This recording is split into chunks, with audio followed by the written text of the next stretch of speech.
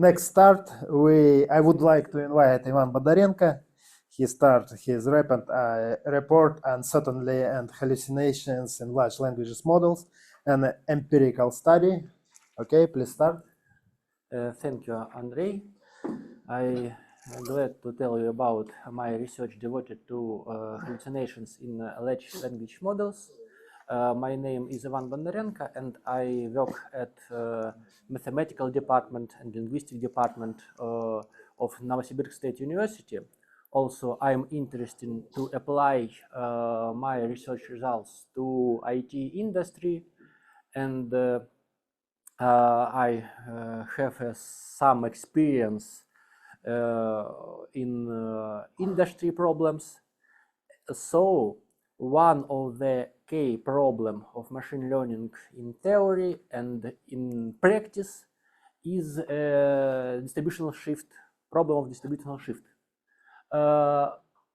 We can see this problem in different areas of machine learning, in computer vision and tabular data processing, but my area of interest is conversational AI, and I will tell you about this problem according to generative language models, large language models which are based on transformer architecture. So a little introduction. What is distributional shift? If we train our model, then our model finds various correlations between targets and our features. And for example, we can, we can train small classification system, computer vision, binary classification, cow and camel. As you see, what is cow? Cow is animal which eat green grass, and camel is animal which walks on sand. So we train our model. We have a very large accuracy, maybe 10% accuracy on some test set, which is sampled from some environment. But what about a cow on sandy beach? If our data set was sampled only from similar pictures, then our model detects this object incorrectly. This is camel, because this is animal on sand. This is bad correlation between target and our features. We train model, and model is an approximation view of our nature. But we want to build such model which can reject, can describe its uncertainty. And uncertainty includes from two types of uncertainty: aleatoric uncertainty of data and epistemic uncertainty, uncertainty of model. Epistemic uncertainty is more interesting in my opinion, because epistemic uncertainty describes this problem. The model cyclically reflects reality, our nature, and the training data can be small, can be not correctly estimate the model parameters, and so on. And our model have to define its limitations and reject if our input object does not correspond to this limitation. So epistemic uncertainty models can be modeled with ensembling, with algorithm ensembling. This is a well-known idea. There are many researchers devoted to efficient theoretically efficiency of our ensembling. Ensembling can help us to solve well-known bias variance trade-off. We can decrease variance on basis of large ensemble of different algorithms. But excuse me, what is? I have some problem. Oh, thank you. But what about distributional shifts and the ensembling? If our input objects are known for our algorithm, then all algorithms in our ensemble have similar solutions. For example, for cow on grass, for camel on sand. But if we have some distributional shift, then our solutions are different, and we can see uncertainty on outputs of our ensemble. But if we train large neural networks, then full deep ensemble is not a computationally efficient solution, because we need to describe many neural networks with amount of parameters in our memory. So we can approximate our ensembling using, for example, Bayesian neural networks. This is a special type of neural network with stochastic weights, and after training of Bayesian neural network, we can sample from this neural network, and this is equivalent to theoretically to an infinite ensemble of neural network. In practice, we define some size of sampling, and we approximate ensemble of corresponding size. But these are solutions for usual neural network. My research is named as large language uncertainty, hallucinations, and large language models. What is uncertainty for neural networks? We know. But what about large language models? This is a special type of after-regressive neural network which generates output sequence token by token. I can tell this process as sequence of multi-task classification problems. First token, generation of first token is first multi-class classification problem, generation of second token, the second multi-class classification problem, and so on. This sequence-to-sequence model of, with after-regressive decoder is efficient, is powerful model, but it can be unstable. So if we project a special attack to this model, we can see hallucinations.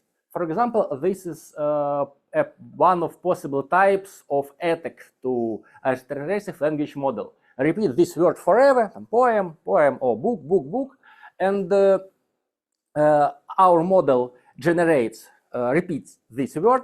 After that, after some repeats, it generates random text from its training data, for example.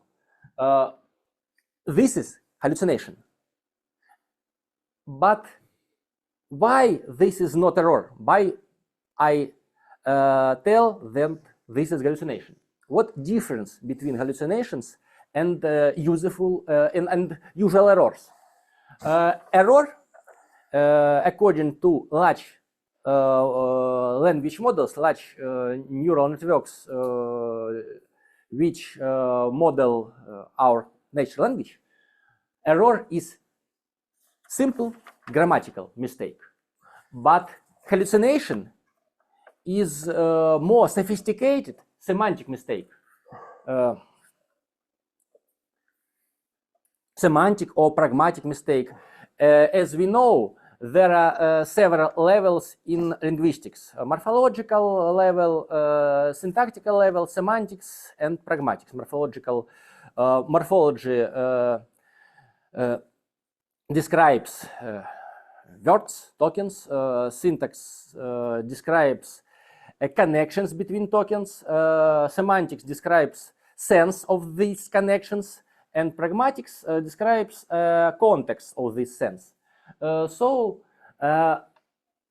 hallucination is grammatically correct, but semantically mismatched output. For example, I ask some dialogue system about neural network, then it generates a beautiful answer, grammatically beautiful answer, but devoted to support vector machine, not about neural network. This is problem. This is hallucination. And what nature of hallucination? If we want to detect hallucination, and if we want to build our language models and our dialogue system based on language models better, then we have to understand nature of hallucinations. Any large language model trained with two-stage approach. First stage is self-supervised pre-training, and the second stage is supervised fine-tuning. For example, the third stage can be possible in some variants, RLHF, reinforcement learning human feedback, but I don't tell you about this first stage. I am interested in two main stages. Self-supervised pre-training is pre-training on a large text corpora, and our task for pre-training is very simple. For example, masked language modeling for some encoders, or next token prediction for decoders, and so on. And supervised fine-tuning is training, is targeted training on some problem-oriented data set. For example, machine learning with some human annotations.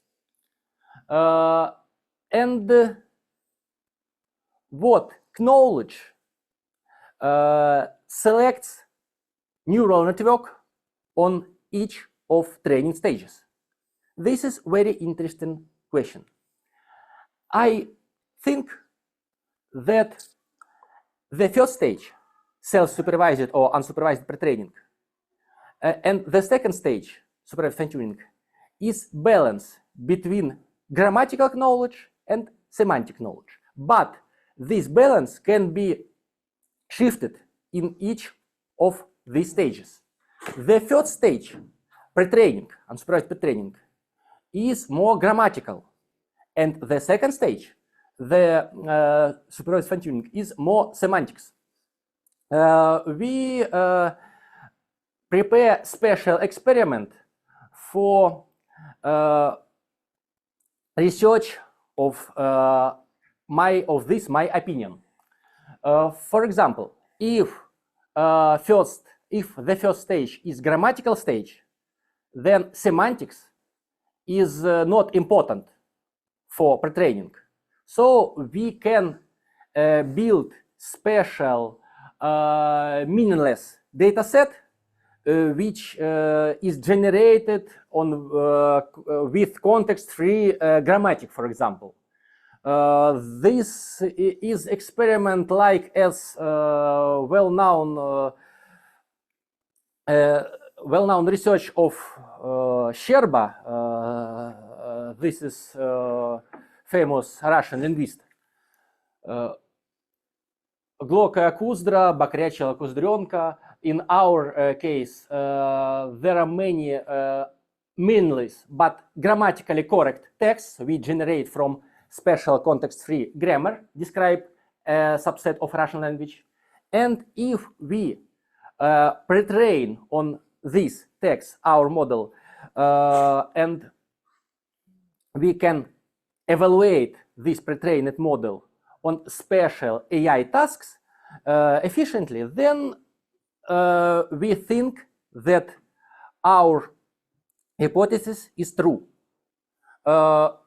We train two variants of large language model, transformer-based encoder as named as Roberta, synthetic Roberta on this synthetic text, and natural Roberta on natural text from Wikipedia. And after that, we fine-tune these models on Russian superglue benchmark. And as you see, there are no difference, no significant difference between results of natural Roberta and synthetic Roberta. So we think that pre-training is useful stage, but it is grammatic stage. What relations between this conclusion and hallucination problem? This is K relation. As I tell you, there are two stages. First stage, on first stage, the grammar is learned to a great extent, and the second stage devoted to semantic knowledge. First stage includes tens of millions texts, but the second stage with supervised fine-tuning includes tens of thousands of texts.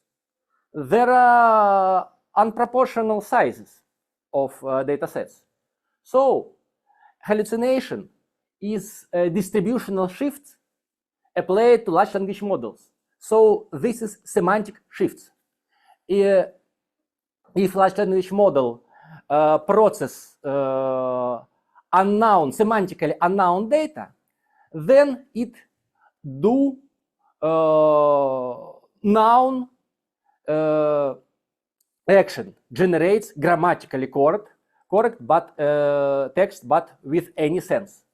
For example, this is an example of such unsense generation.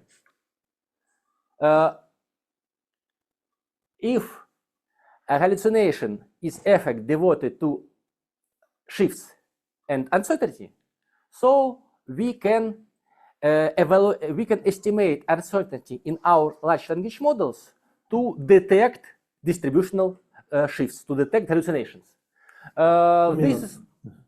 This is a very interesting problem, and this problem is discussed in research community.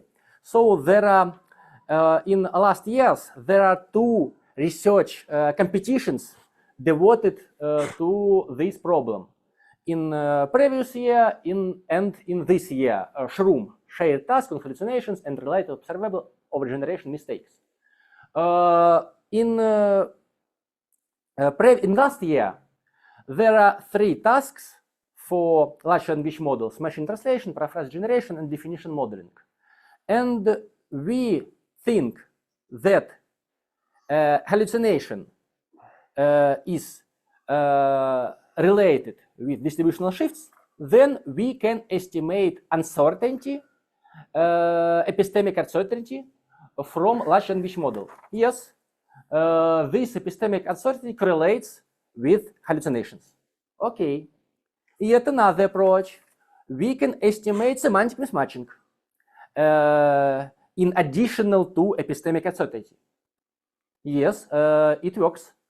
Semantic mismatching, which is estimated with another neural network, is useful feature. And we can train a special external neural network classifier to more accurate detect semantic mismatches. So results of this competition were very non-trivial for me, because epistemic uncertainty feature is not matter in comparison of semantic mismatching features. Why? Hallucination is semantic mismatching, yes, but we think that nature of hallucination is shifts according to large language models, and we can estimate epistemic uncertainty as useful feature for detection. I tell you a few words about this effect later.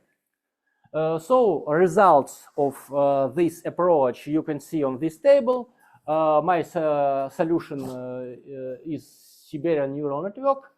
There are many participants of this competition, and as you see, these results are correlated, and these results are larger than results of other participants. For model AVA track, if we can estimate epistemic uncertainty from model, and results of model agnostic track is similar to results of model AVA track. So knowledge about architecture, knowledge about uncertainty calculated from neural network is not useful. Why? This is interesting effect. This year, this competition was repeated, but the task was defined in a more interesting way. This is not binary classification, hallucination or not hallucination. Now this is semantic segmentation of model's answer. And in this result, I continue my research of semantic mismatch modeling. And as you see, semantic mismatching, evaluation of semantic mismatching is more useful than evaluation of uncertainty. Why?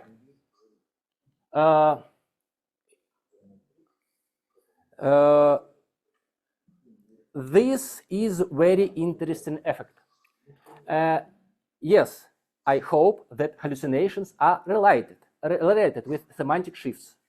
But in first part of my speech, I tell you that we estimate uncertainty on basis of some ensemble, or its approximation, like as Bayesian neural network.